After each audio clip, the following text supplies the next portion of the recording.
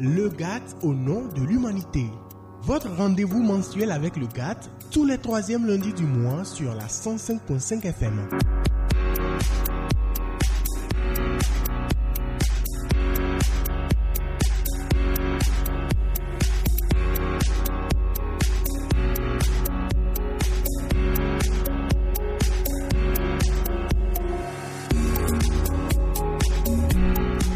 Ce n'est qu'une anticipation sur le 23 avril, journée mondiale du livre, mais nous célébrons déjà sur Pyramide FM pas qu'une œuvre, mais aussi une auteure. Mesdames et messieurs, bonsoir, bienvenue dans GAT, qui dresse aujourd'hui le tapis rouge à Tifumnaka Kubodena, auteur du livre Vie plurielle. Allez-y comprendre quelque chose, vie au pluriel, et puis pluriel également au pluriel. Nous disposons d'environ 55 minutes pour parcourir ce recueil de 143 pages et tout savoir sur son auteur. Bonsoir. Bonsoir, monsieur. Bienvenue dans nos locaux. Merci. Et merci d'avoir accepté notre invitation. Nous allons parler de Vie plurielle, ce livre que vous avez écrit. Déjà, dans la présentation, je vais le dire, vous êtes juriste, mais je ne comprends pas comment un juriste peut être auteur. Comment vous nous expliquez ça? Juriste-auteur. Je pense qu'il n'y a pas d'opposition flagrante, il n'y a pas d'exclusivité. Il y a beaucoup d'auteurs qui sont juristes de base. C'est juste de sortir de sa zone de confort, explorer d'autres horizons. C'est comme ça que je suis arrivé à l'écriture. C'est une juriste qui aime la littérature. Exactement. Et c'est l'amour que vous avez transmis dans ce recueil. Absolument. Il y a l'amour, il y a la trahison, il y a la séparation, il y a le viol, il y a un peu de tout dans ce livre. Eh bien, nous allons le découvrir et nous allons en parler. Déjà, le titre « Vie plurielle », c'est pour exprimer quoi?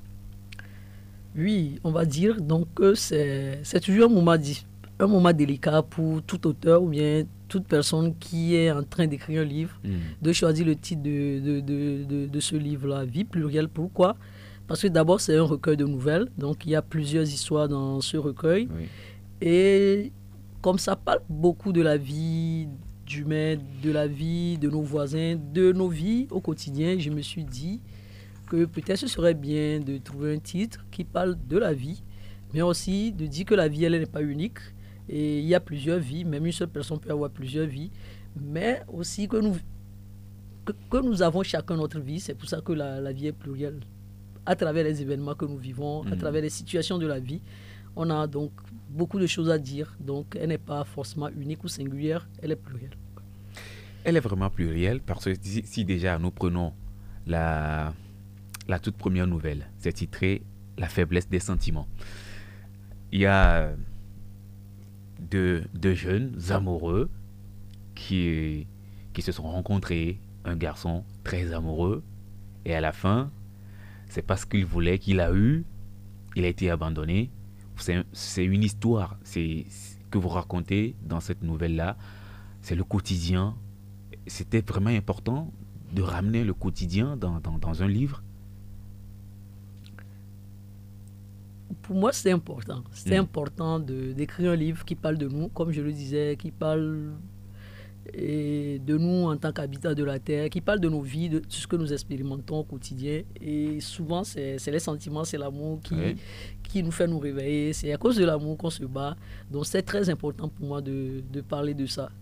L'image de la femme aussi nous revient dans ce premier chapitre-là, si je peux l'appeler ainsi, comme quoi la femme, souvent aussi, elle est cruelle. La femme en tant qu'être humain, on va pas juste dire la femme, oui, la femme en tant qu'être humain pour rappeler que voilà, tout le monde est capable du pire comme du meilleur et que nous ne sommes que de simples humains, nous ne sommes pas parfaits. Et dans notre vie, en grandissant, en devenant adulte, on a des décisions à prendre, on a des choix à faire et les choix ne sont pas imposés ou bien les choix ne sont pas connus d'avance. Chacun fait les choix selon ses aspirations, selon ses ambitions. Et voilà, tantôt on dira que quelqu'un est cruel, mais peut-être pour la personne, c'était faire preuve de bon sens ou de logique que de faire ces choix-là. Quand Chris, lui, il a raconté Rachel dans le livre, je vais lire une partie de ce que vous écrivez. Vous avez dit « Sa nature calme et timide avait changé ». Je suis à la page 13. Sa nature calme et timide avait changé. Il prenait plus d'initiative et était prêt à décrocher la lune pour elle. Il voulait l'amener partout. Il aimait faire beaucoup d'activités avec elle, aller au stade ensemble, aller au marché ensemble, aller à la plage ensemble, aller marcher ensemble. Ces petits trucs du quotidien. Depuis qu'ils étaient en couple, il voulait tout faire avec elle. Les cadeaux, il en faisait presque tout le temps et il lui accordait son temps. Foulard, parfum, boîte de maquillage, tout avait été offert. Le plus important, c'était le geste. Mais quand on vous lit, on sent que vous êtes dans les détails, dans les moindres détails. Il fallait quand même apporter ça pour le Togolais, enfin pour le public. Il fallait quand même qu'on sente vraiment que l'amour est quelque chose qu'on peut dire. On le vit et on peut le dire également. On peut le lire aussi. Exactement. C'était très important de donner des détails. Et puis, il ne faut pas oublier que les personnages de cette première nouvelle, ce sont des jeunes, pour ne pas dire des adolescents. Donc, à cet âge-là, on a souvent tendance à idéaliser beaucoup les choses, à les sacraliser, à se dire que tout va bien se passer, ça sera comme une lettre posée à la poste. Donc, quand on trouve quelqu'un qui nous aime à cet âge-là, c'est impressionnant, c'est magique, on veut tout faire avec cette personne. Est-ce que parfois ça fait pas peur? Quand on est jeune, quand on est étudiant, on ne sait pas. On ne sait pas, c'est-à-dire on ne se dit pas que ça peut s'arrêter. On profite tout simplement. C'est ça, quoi. On le vit au quotidien, on est heureux, on est content, voilà. Et puis la vie continue. Oui. Mais finalement, Chris, lui, n'a pas été heureux parce que ce qu'il a espéré, il ne l'a pas eu jusqu'au bout. La tristesse que vous traduisez dans ce livre-là, dans ce premier chapitre-là, c'est quelque chose que vous voyez au jour le jour, c'est quelque chose que vous sentez autour de vous? On m'a déjà demandé pourquoi est-ce que j'ai déjà dans cette première nouvelle voulu parler de trahison, de souffrance. Et puis la personne, sous le ton de la plaisanterie, me demandait pourquoi parler du goumen. Et sous le ton de la plaisanterie, j'ai répondu à la personne parce que le goumen fait partie de nos vies. C'est très rare quand même d'arriver à l'âge adulte ou bien quand on fonde sa famille et de se dire que peut-être souvent c'est la première personne qu'on a rencontrée, qu'on a aimée, qui devient notre conjoint pour la vie. C'est très rare. Donc souvent on passe par des expériences plus ou moins douloureuses avant. C'est comme des essais avant de finalement trouver le bon candidat ou la bonne candidate pour faire le chemin de la vie ensemble. Donc c'est ce que j'ai essayé de traduire dans cette nouvelle. C'est de la fiction, mais c'est aussi de la réalité. C'est notre réalité. C'est de ne pas essayer de peindre ou bien de voiler les choses, de dire souvent les choses, comment ça se passe. Il arrive qu'on fasse un chemin ensemble, mais qu'à un moment, nos chemins se séparent parce qu'on a peut-être des ambitions différentes ou bien on a des projets différents. Voilà. Surtout quand les projets ne sont pas élaborés ensemble, surtout quand chacun a son centre d'intérêt, surtout quand, il y en a qui se disent aujourd'hui, je ne me vois pas engagé pour 10 ans, 15 ans, juste l'amour, ce que moi j'appelle l'amour, c'est peut-être vivre avec quelqu'un pendant quelques mois et ça s'arrête là. L'amour peut finir aussi. Dans le livre, on a dit que l'amour ne finit pas au tombeau, ou bien c'est ça.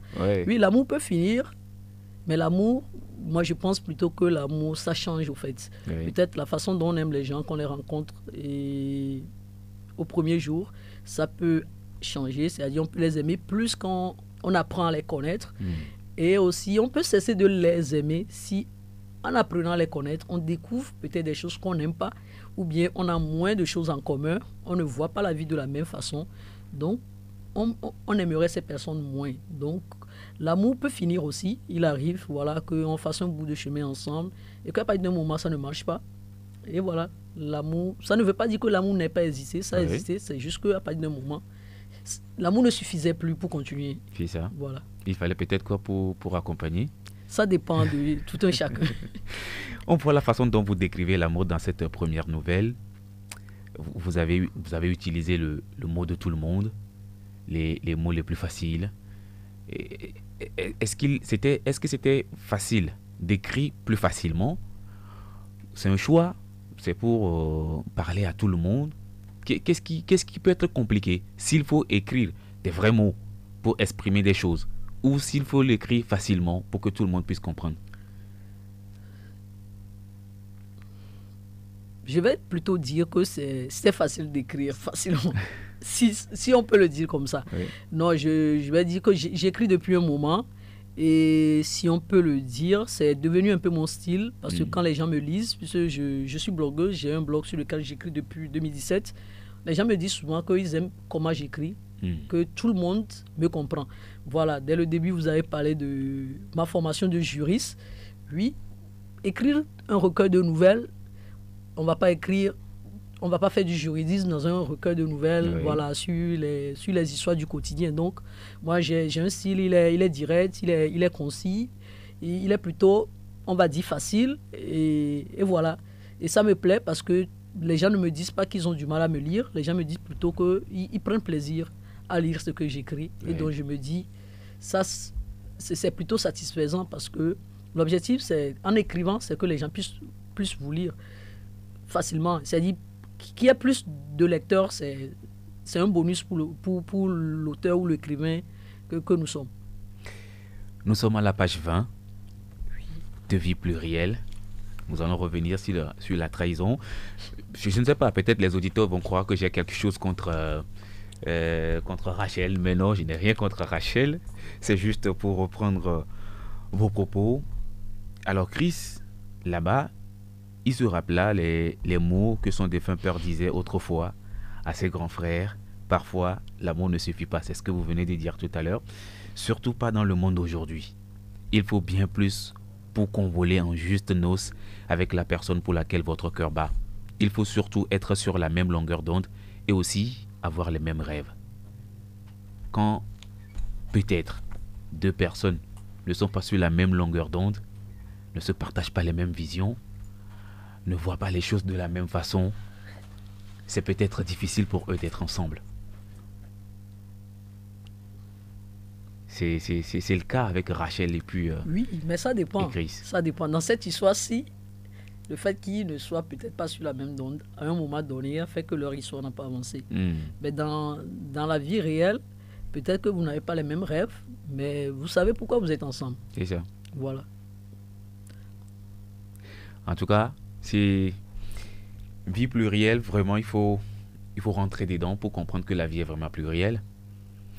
Je remonte un peu les pages. Je vais à la page 39. Là, je suis déjà dans la deuxième nouvelle, Oui. des pantalons de voile. Là également, c'est une autre histoire.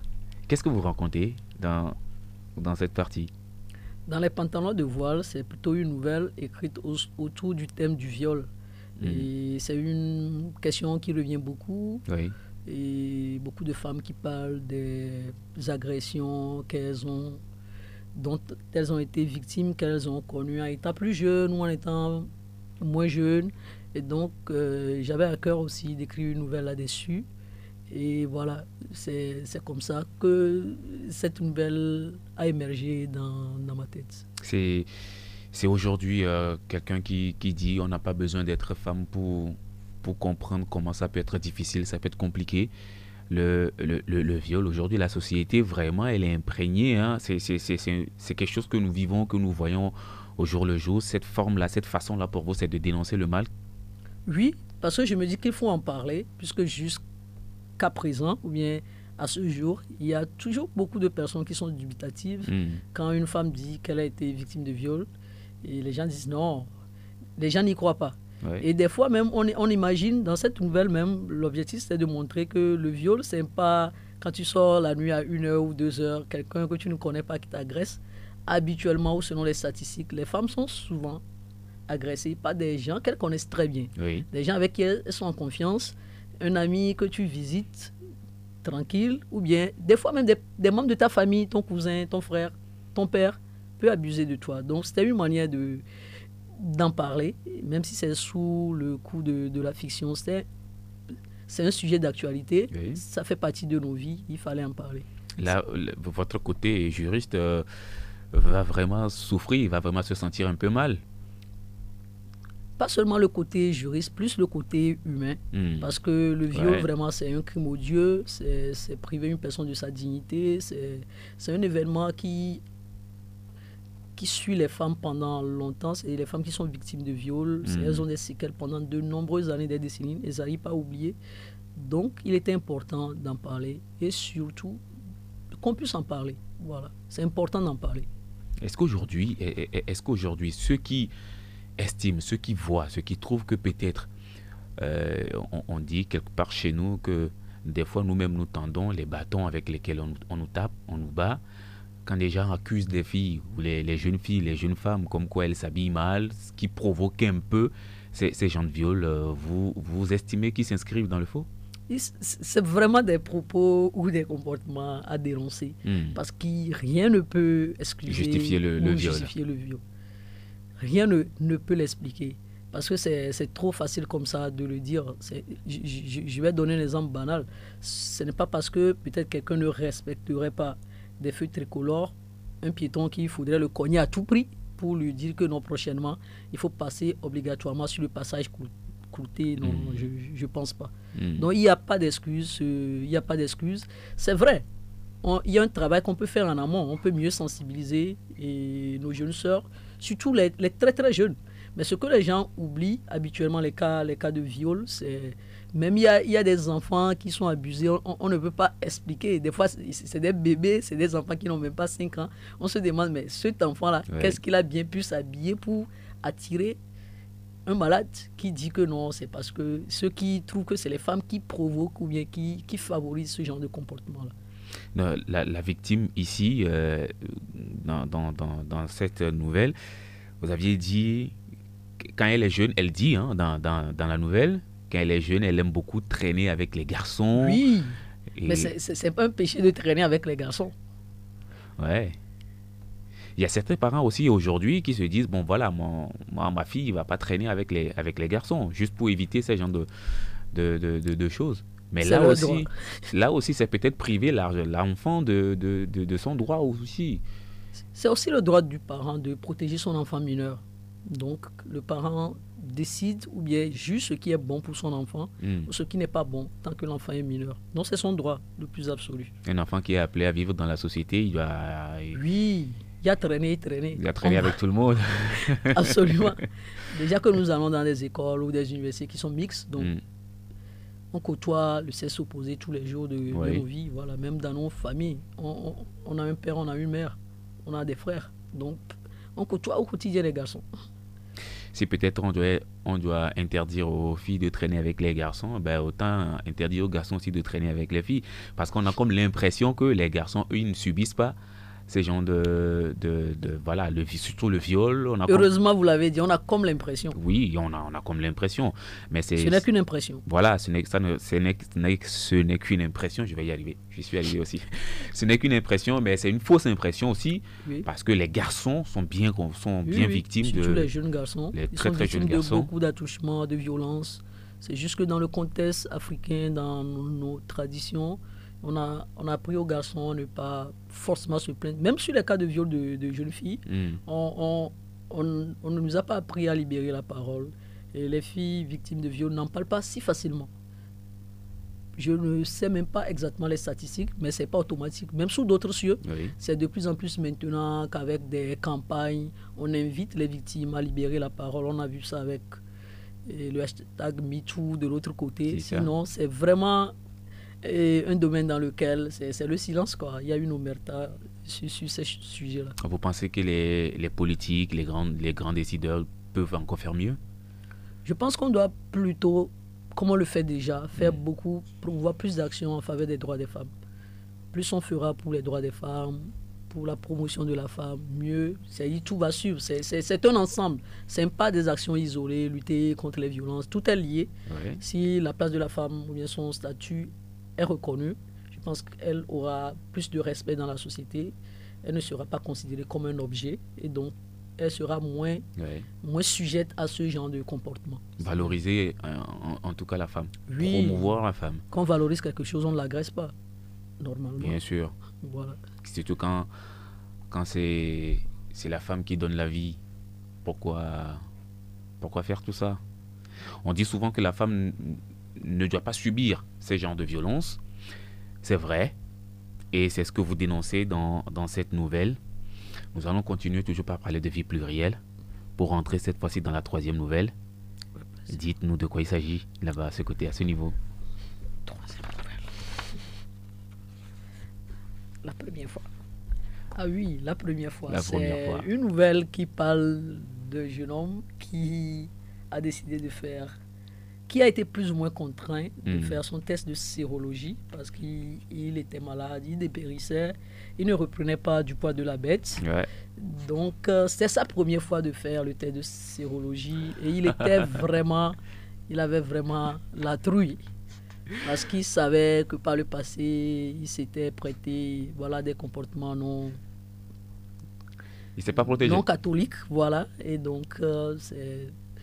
Le titre, je sais, en mettant première fois, les gens penseront à beaucoup d'autres choses. Oui. Mais c'est ça aussi, c'est aussi l'exercice de mettre des titres qui ne disent pas exactement, qui ne dévoilent pas le contenu de la nouvelle. Voilà, il faut aller au fond. Il faut aller au fond, oui. Nous sommes convaincus que nos lecteurs sont très intelligents. Ils n'ont pas besoin qu'on les dévoile tout comme sur un écran de télé. Ils découvrent et ils comprennent un peu la subtilité parfois de certains titres. Voilà. Ça oui, je l'ai découvert quand j'ai lu votre livre, je le disais tout à l'heure, un peu en off. Je me demande si vous utilisez une plume ou si vous utilisez une gomme. Parce que des fois, j'ai comme l'impression que vous n'avez pas envie d'aller dans les détails, vous n'avez pas envie de tout dévoiler, mettre tout à nu comme ça. Oui, c'est aussi le challenge avec les nouvelles, parce qu'il faut pouvoir être assez bref et dans la description, mais toujours accroché. Parce que c'est vrai, il y a des nouvelles qui sont plus longues que d'autres, mais comme je le disais en off, on peut écrire aussi des nouvelles de quelques lignes, quoi. Mais l'essentiel, c'est de pouvoir partager une histoire. Et ce qui est plus intéressant souvent, c'est la fin qui sort de nulle part. Ça, ouais. Avec les nouvelles, c'est comment tu la termines qui est le top. Sinon, la nouvelle en soi, c'est des histoires brèves, concises, intéressantes.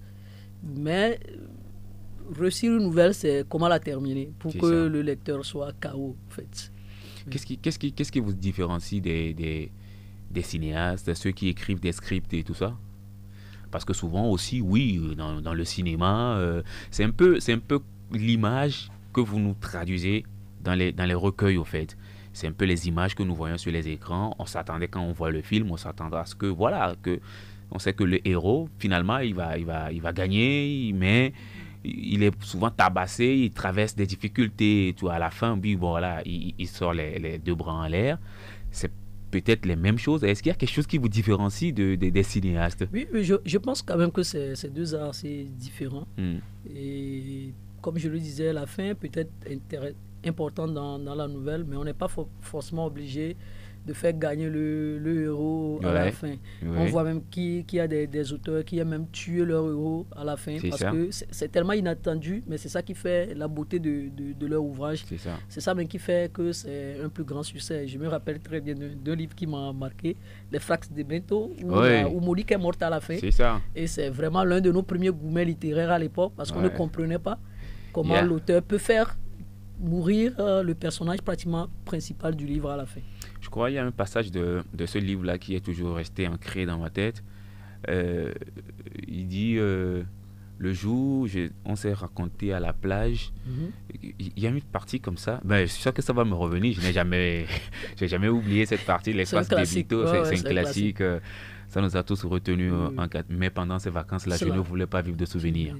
La lagune où j'aimais tant nager ne m'ouvrait plus.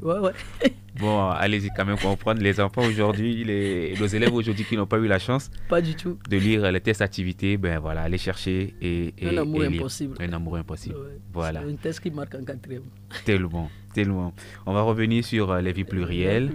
Et je me dis, vous parliez de celui-là qui a fait son test et qui a eu peur parce que voilà, il s'est dit, après tout ce que j'ai fait, après tout ce que j'ai traversé, est-ce qu'on ne va pas me déclarer séropositif? Voilà, et tout ça, le doute qui s'installe.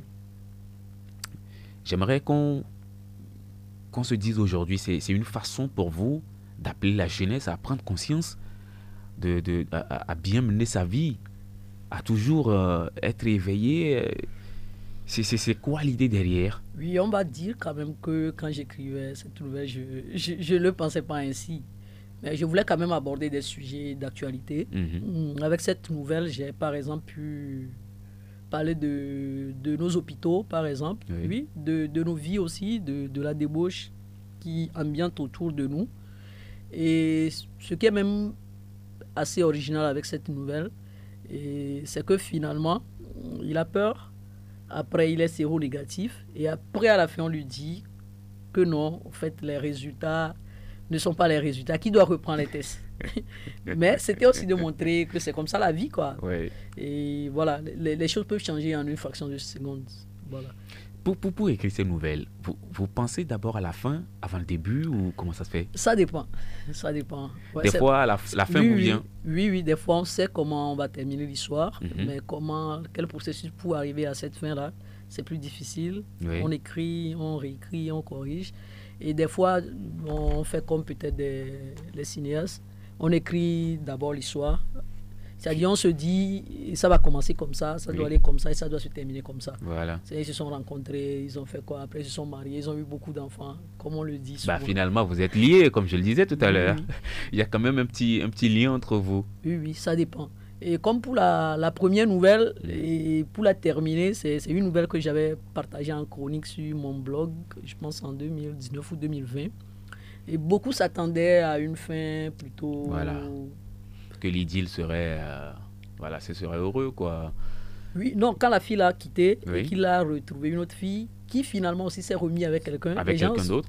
Quand il s'est rendu compte de son erreur, les gens voulaient plutôt qu'il n'ait que des regrets. Ouais. Mais moi, j'avais décidé de faire une fin heureuse à cette première nouvelle, tout en sachant que la fin triste ou choquante aurait été plus intéressante, quoi. Genre, j'avais même imaginé quand il reviendrait voir la mère de son fils pour présenter ses excuses, elle lui collerait une gifle. Et puis l'histoire devait se terminer là, parce qu'elle avait trop souffert. Ouais. Et comme il a laissé avec la grossesse, il était mère célibataire, c'est pas évident, tout ça là. Mais bon, j'ai dit, on va terminer, au moins cette histoire va se terminer de façon heureuse. De façon heureuse, ouais. Même si ça n'arrive pas tous les jours, voilà. Et les fins heureuses, on a décidé de... Mais beaucoup m'écrivent, disent non, que c'est trop facile comme ça. Il est revenu demander, et puis elle a accepté, alors qu'il avait laissé l'enfant jusqu'à l'enfant eu 4 ans, avant qu'il ne se rende compte de son erreur. Mais bon, il y a des gens qui ont plus de chance que d'autres, on va dire. Quelle est la meilleure impression? C'est de toujours tenir les gens en haleine, les lecteurs en haleine, ou quand même à la fin, il faut qu'ils se disent ouf, voilà. Oui, je pense que la meilleure impression, c'est ceux qui m'écrivent pour me dire que non, celle-là, je ne l'ai pas vu venir. Et là, vraiment, je suis très contente parce que souvent, les gens espèrent une fin. Et puis, quand on arrive à déjouer ces pronostics, pour moi, je me dis qu'on a réussi. Vous dites que voilà, mon pari est réussi. Oui, parce que c'est trop facile si c'est linéaire. Vous avez quand même réussi à garder toujours l'émotion, à permettre aux auditeurs de ne pas descendre de leur nuage, de toujours rester suspendus. Oui. Si le Real Madrid gagne tous les jours, ce n'est plus si intéressant.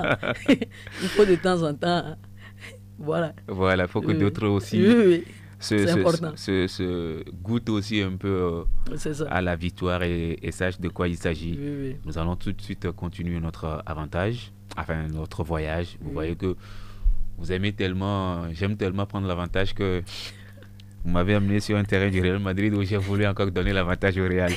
Mais je vais rester dans notre voyage, cette fois, avec les vies plurielles. 4e nouvelle. Nous sommes là, dans la quête d'une vie. Dans la quête de quelle vie? Oui, la quête d'une vie. Je pense que chacun peut avoir une quête dans sa vie. Peut-être qu'à un âge, on se demande bon, pourquoi est-ce que je suis sur la Terre. Donc, il y a des gens, ils veulent changer la vie des autres. Il y a d'autres. Mais ici, je parlais plus d'une jeune dame qui était à la recherche de l'amour, comme nous tous. Et vraiment, ça a été une quête perpétuelle. Elle est allée de déception en déception. Ouais. Ça n'a pas été facile. Et pour couronner le tout, elle a terminé religieuse. Personne n'a vu ça venir. Ouais, parce que elle a essayé, que ce soit sur les bancs au lycée, après même à l'église, elle a essayé dans la chorale, à l'université. Même ce qu'elle disait qu'elle ne voudrait pas faire, genre être dans une relation avec un homme marié, à la fin, quand on dit à défaut des seins de sa mère, on se contente des mamelles de sa grand-mère. Elle a essayé un homme marié aussi, et puis lui aussi, il a quitté, donc, et puis voilà. Elle a décidé d'aller en retraite, suivre le conseil de beaucoup de personnes, pour essayer de faire un point sur sa vie. Bon, elle a préféré, elle a vu que c'était plus calme de l'autre côté, même si on le dit un peu sur le ton de l'humour. Elle a vu que c'était plus calme quand elle est allée en retraite, fermée. Et voilà, elle est restée calme. Elle n'est plus revenue de la retraite, elle est devenue bonne sœur, quoi. C'est aussi nos vies, ça. C'est nos vies. On n'a pas toujours ce qu'on veut avoir. On ne devient pas forcément ce qu'on veut devenir. Ouais, peut-être il y a des gens qui voulaient devenir médecins. Peut-être tu deviendrais infirmier. Et peut-être, voilà, elle voulait quand même devenir madame telle, fonder un foyer, avoir des enfants. Mais c'est quoi? C'est quoi? C'est le destin? Je sais pas, mais à la fin, qu'est-ce qu'elle a dit? Elle a dit que finalement, et voilà, je venais pour 5 jours de retraite, je viens d'y passer 7 ans, je suis devenue religieuse et Jésus est mon époux. Voilà, l'engagement et sacerdotal aussi, on peut dire que c'est un mariage aussi. Ouais. Et puis dans tous les cas, c'est un engagement et c'est des vœux, voilà, qu'on prononce. Donc, voilà. Même notre profession, c'est un engagement au quotidien à aller faire notre travail. Donc, c'est la quête de nos vies. Il y a certains qui cherchent la gloire, il y a certains qui cherchent l'amour, il y a certains qui cherchent l'argent. Il y a d'autres qui sont prêts à tout pour avoir un enfant. C'est un peu de ça. C'est pour ça que le titre, Vie plurielle, je pense plutôt qu'il a été bien choisi. Très bien. Ouais. Déjà, dans le parcours, on trouve que vraiment... Il y a beaucoup de choses qu'on aborde. Beaucoup d'histoires. Beaucoup d'histoires. Quand certains vont à droite, d'autres vont à gauche. Exactement. Ceux qui reviennent, ils trouvent qu'il y a d'autres qui sont partis. Ils trouvent que d'autres qui sont partis. Je crois qu'on a un auditeur déjà au bout du fil. Allô? Non, il est reparti. Il va certainement nous revenir. De toute façon, je crois que vous allez commencer par... il est là? Il est revenu. Allô? Bonjour. Oui, bonjour, monsieur. Votre nom, s'il vous plaît? Je ne le reçois pas. Pardon, la pyramide. Oui, c'est Pyramide FM. Je ne veux pas parce que... Ah, il est parti. Oh, malheureusement, il est parti. Vous pouvez toutefois commencer par nous appeler à partir de 15h45 minutes. Vous connaissez les numéros, vous connaissez les standards de la maison. C'est le 96 50 34 37 ou encore le 70 43 09 70 pour intervenir dans cette émission. Je rappelle que nous discutons avec Madame Tifumnaka Kubodena. Elle est auteure du livre Vie plurielle. Nous parlons de toutes ces vies qu'elle a racontées dans ce recueil, et nous parlons de cette dame-là qui est toujours non, elle n'est plus toujours non, plus toujours, parce qu'elle est passée finalement à autre chose. Je crois que la meilleure résolution aussi, c'est de savoir passer à autre chose, parce qu'après tout, on se dit, j'ai tenté ceci, ça n'a pas marché, j'ai tenté tel, ça n'a pas marché. Finalement, c'est comme si on démissionne, mais non, on ne démissionne pas. Si vous comprenez que vous n'y arrivez pas, vaut mieux laisser tirer une meilleure conclusion. Absolument. Je pense qu'il y a plusieurs façons de trouver l'amour. Voilà, elle a trouvé l'amour dans l'engagement religieux. Christ. Oui, parce que là-bas même, c'est l'amour total, c'est l'amour divin. Donc, voilà. D'autres qui vivent avec des hommes, ou d'autres femmes qui vivent avec des hommes vont vous dire le contraire. Que peut-être c'est avec en vivant un monsieur qu'elles vivent l'amour total. Oui, mais chacun a sa vérité, chacun a sa réalité. Et chacun a sa vie, son destin, son parcours aussi. Notre-Dame aussi a la sienne et elle la vit avec Jésus-Christ. Vie plurielle. Quand vous faites le dessin, le schéma de tout ce que vous avez décrit dans ce livre. Bien sûr, nous allons continuer le voyage, il n'est pas encore fini. Mais quand il y a un auditeur au bout du fil, allô, Allô, bonjour, bonsoir, FM. votre petit nom s'il vous plaît. Je suis Aubin Évariste. Aubin, Évariste. Évariste, Ouais. très bien. Nous vous écoutons. Ouais, juste passer par ce canal pour vous souhaiter très bonne émission à vous Merci. et à notre très cher invité. Mhm. Et pour encore lui témoigner notre soutien sans Oui. faille Ok. dans ce nouveau parcours d'écrivaine porte-flambeau de notre littérature. Vous avez déjà lu Vie plurielle? Ouais, je l'ai lu. J'ai été l'un des premiers à l'avoir lu. Ah, Et je vous suis, vous avez essayé de disséquer petit à petit les grands événements voilà, que le roman retrace. voilà. Et Les moments de la vie, oui. les événements vraiment que nous traversons au quotidien. En tout cas, merci beaucoup, Monsieur Aubin. Et puis, peut-être une dernière question avant de vous laisser partir. Aujourd'hui, quel regard portez-vous sur la littérature togolaise? La littérature togolaise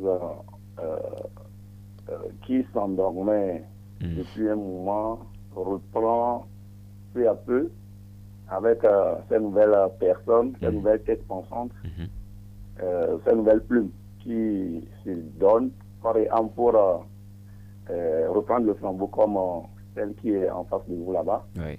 Et nous comptons vraiment redonner une nouvelle touche, une nouvelle, je ne sais pas, un nouveau éclat à notre littérature. Vraiment qui, à un moment donné, avec vraiment l'avènement des réseaux sociaux, était un peu en somnolait petit à petit. C'est ça. Mais des personnes comme Tifumunaka sont en train de mener un combat pour que vraiment la jeunesse puisse se réinventer et apprendre à lire. Parce qu'une personne qui n'a pas vraiment lu, qui n'a pas lu des bouquins, cette personne même, quels que soient les diplômes, cette personne vraiment manque de quelque chose dans le sens du raisonnement et de l'expression dans la vie. Donc l'instruction, une personne instruite, c'est une personne qui a vraiment beaucoup lu. Merci. En tout cas, merci, Monsieur Aubin. Pardon, vous nous avez appelé de quel quartier? Je suis à Gouel-Gopé. À Gouel-Gopé. Bien de choses à vous et bien de choses à toute la population d'Agouel-Gopé. Et juste pour terminer, si vous permettez, allez-y. Je suis Koubodina, Aubin Variste. Je suis le grand frère aîné de Kifunaka là-bas. Ah, mais je vois. Pour l'encourager encore une fois et vous remercier pour l'opportunité. Merci beaucoup. Merci beaucoup, Monsieur Aubin. Je comprends maintenant pourquoi vous êtes la première personne à avoir lu Vie plurielle. L'une des premières. Merci beaucoup et bonne soirée à vous. Merci. Le plaisir est à moi. Au revoir. Alors, nous continuons notre voyage. Un autre auditeur en ligne. Allô? Bonjour, monsieur. Bonjour. Votre petit nom, s'il vous plaît? Oui, c'est Bismarck Abouda. Bismarck. J'appelle de Nicolas. D'accord. Je voudrais vous remercier pour le bon boulot que vous abattez. Merci. Et surtout que vous venez de recevoir notre sœur, une écrivaine. Et à travers vraiment son intervention, je suis tellement fier chez moi en l'écoutant.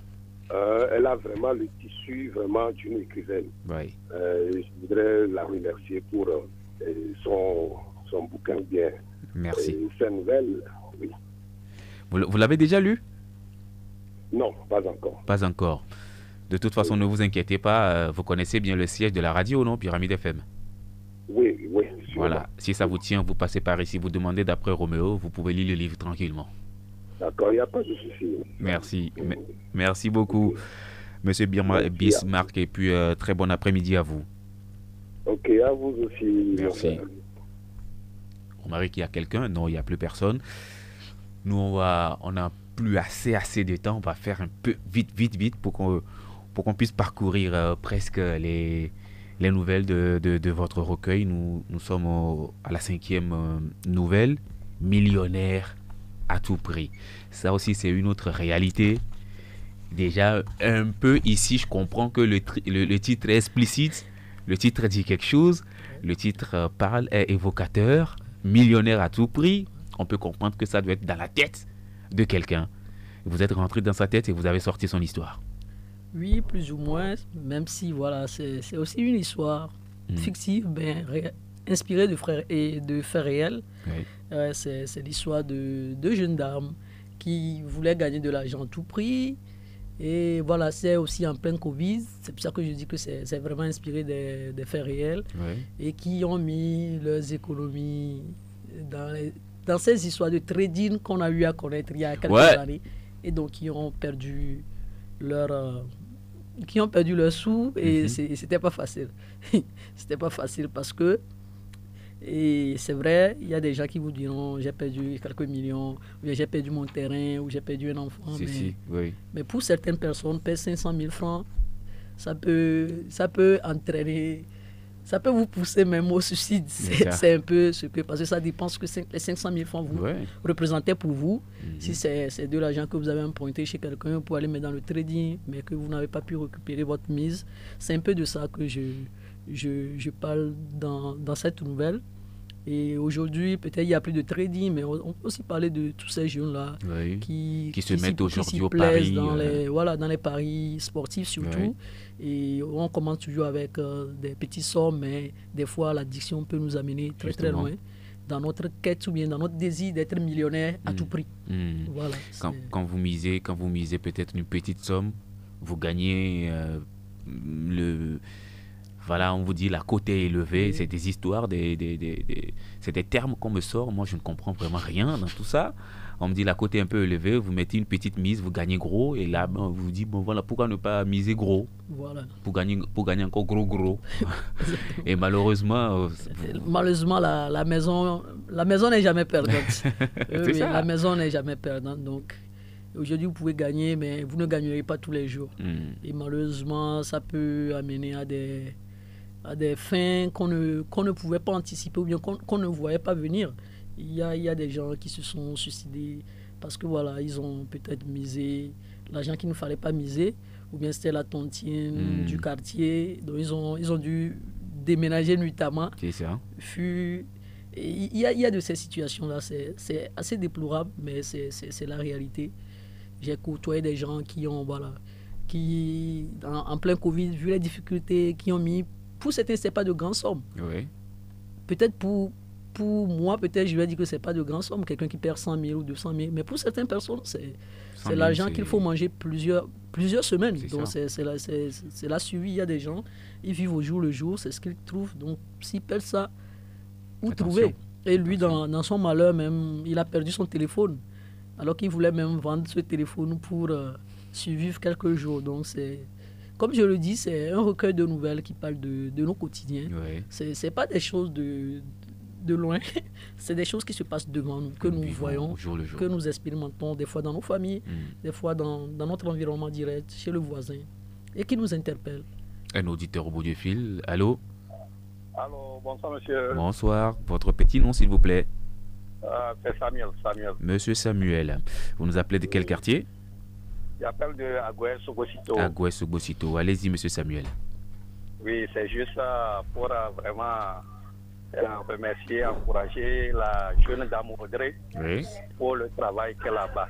C'est très encourageant. Et je profite aussi pour jeter un coup d'œil après dans le roman et lire le roman. D'accord, il n'y a pas de souci. De toute façon, je crois que quand on va finir, elle va donner les détails, les contacts, là où on peut trouver le livre. Et j'aimerais aussi la demander plutôt de tout faire pour créer une association de jeunes, pour initier les jeunes à se lancer dans l'écriture.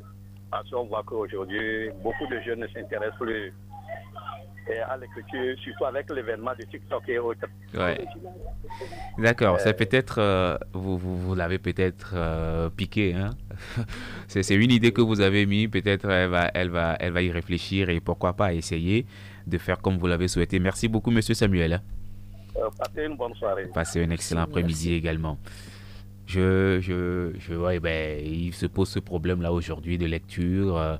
La dernière fois, moi, je discutais avec certains amis et il y en a qui me disent qu'eux, ils préfèrent les livres numériques que les livres en papier. J'ai souri, j'ai dit, au moins vous avez des livres, tant mieux, que ce soit numérique ou que ce soit en papier, lisez, c'est le plus important. Et je crois que M. Samuel vient vous donner une idée, peut-être que, on dit la nuit porte conseil, vous allez y réfléchir et voir dans quelle mesure peut-être associer, surtout les jeunes filles, les amener à la lecture. Absolument. Nous, on poursuit notre petit voyage. On n'en a pas encore fini avec celles-là qui veulent gagner, qui veulent devenir des millionnaires à tout prix. Et vous avez expliqué tout ce qui vous a amené à écrire cette histoire tout à l'heure. Est-ce qu'il faut dire aujourd'hui que tous les risques ne sont pas bons à prendre? Évidemment. Je pense que dans la vie, on ne peut pas vivre sans prendre de risques. Mais il faut des fois mesurer le risque. Il faut vraiment réfléchir. Et même si on ne peut pas avoir toutes les garanties à tous les coups, il faut quand même... Des fois, il faut y aller petit à petit. C'est plus sûr. Oui. Voilà, plutôt que de prendre de gros risques. Et puis, ça faut savoir quels risques prendre aussi. Absolument. Je ne vais pas me jeter ou je ne vais même pas mettre mon argent dans quelque chose que je ne vois pas. On me dit d'imaginer quelque chose, un truc de hasard. Si ça tombe, tant mieux. Je me dis que voilà, je suis le plus heureux, je suis béni de Dieu. Mais si ça n'arrive pas, on dit c'est Satan. Mais alors que c'est un risque qu'il ne fallait pas prendre tout simplement. Absolument. Voilà. En tout cas, merci. Ce n'est pas encore fini. Nous sommes maintenant sur la 6e nouvelle où on nous parle à cœur ouvert. Ah oui. Ah oui. Là, vous allez nous ouvrir votre cœur et vous allez nous dire le jour là ce qui est rentré dedans pour que vous puissiez écrire à cœur ouvert.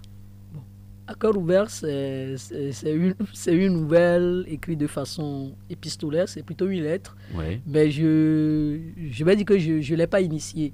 Et je pense qu'il y a un ami en plein Covid qui avait publié sur un réseau social et un message, genre une femme qui tombait sur un message que son mari avait reçu. Et donc il invitait à imaginer,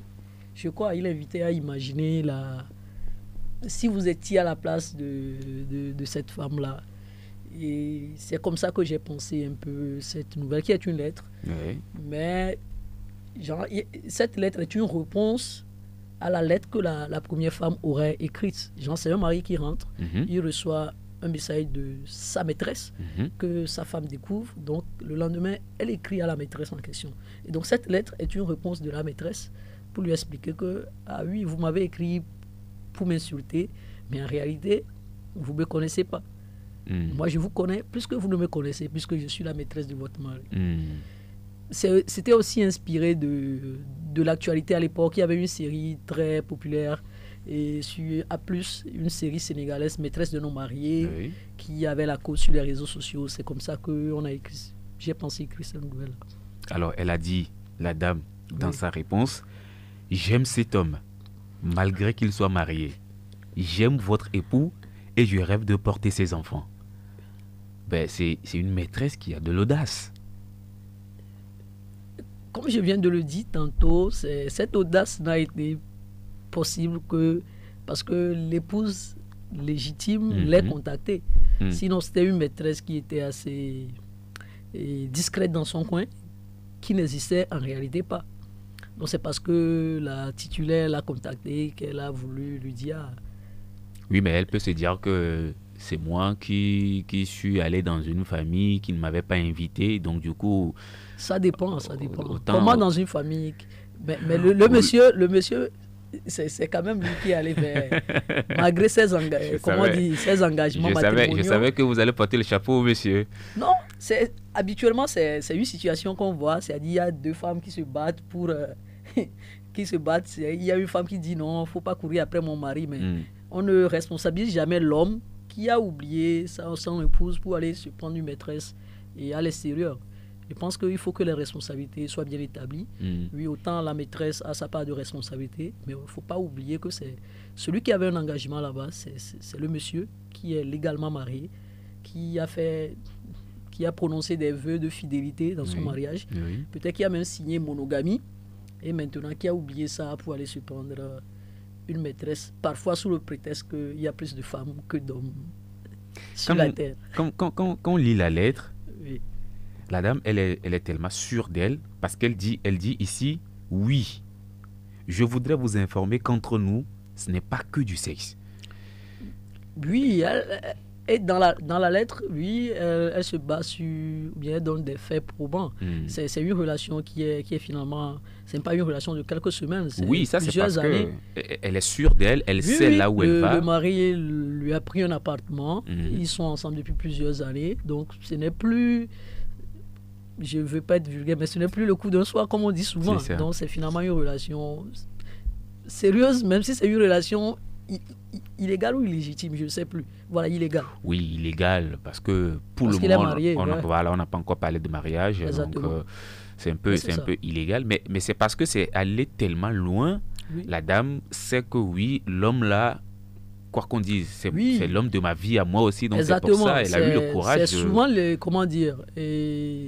souvent aussi la posture de beaucoup de femmes mariées qui se voilent la face.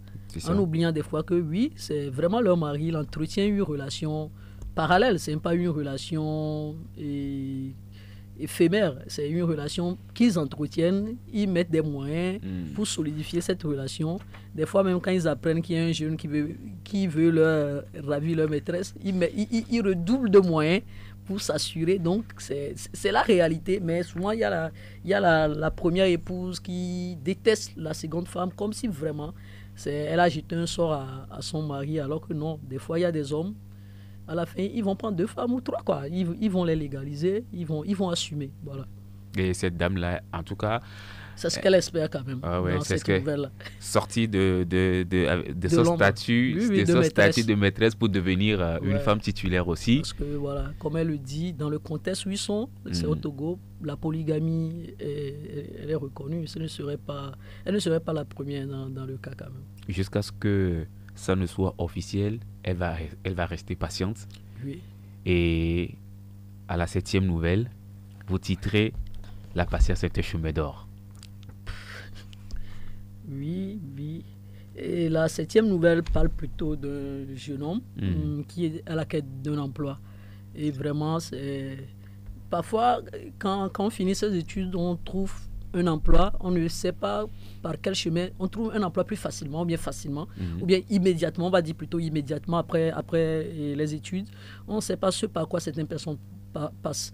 Moi, je connais personnellement des gens qui ont fait 15 ans de chômage, qui sont passés par tout, quoi, qui ont enseigné, qui ont fait des cours de soutien, qui ont fait un peu de Z, qui ont fait des stages, qui ont passé plein de concours de l'armée jusqu'à enseignant, tout, pour finalement...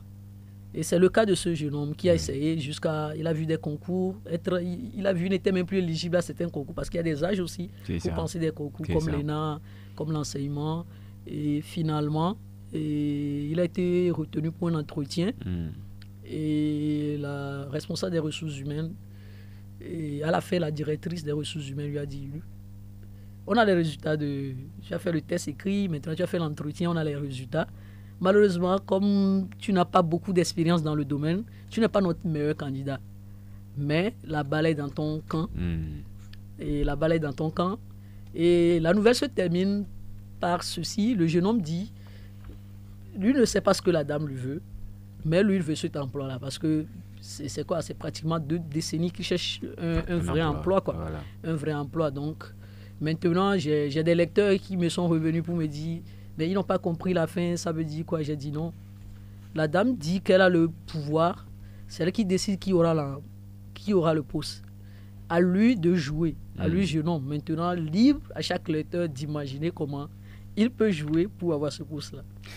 On aurait bien voulu prolonger encore ce voyage. Voilà. Mais là, je crois il reste encore trois nouvelles. Il y a Ma voisine a tué mon mari, Le prix d'une vie et puis Chemin de croix. C'est toute une vie. Bon, pas toute une vie, c'est plusieurs vies que vous racontez dans ce recueil-là, que vous avez titré Vie plurielle. Tifum Naka, Kubodena, en tout cas, je pense que vous avez bien fait de passer sur Pyramide FM aujourd'hui et nous exposer tout ça.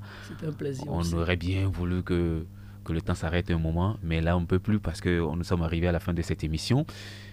Qu'est-ce que vous avez à dire aux Togolais comme mot de fin?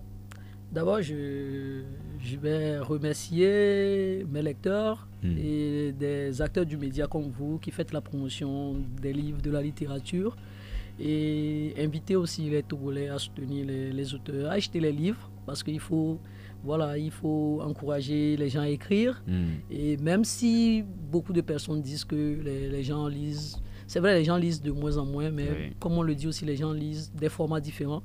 Moi, je pense que le livre a plutôt de bons jours devant lui au Togo, et il faudrait juste travailler encore un peu plus pour que ce soit possible.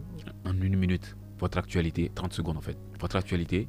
Oui, c'est Vie plurielle comme actualité. C'est un livre qui est disponible à Lomé, aux éditions Aoudi, à la librairie La Gloire de Dieu, et dans d'autres librairies de littérature togolaise comme Mirève, et même à mon niveau, et donc au niveau du GATS, l'association des alumni du Mandela Fellowship.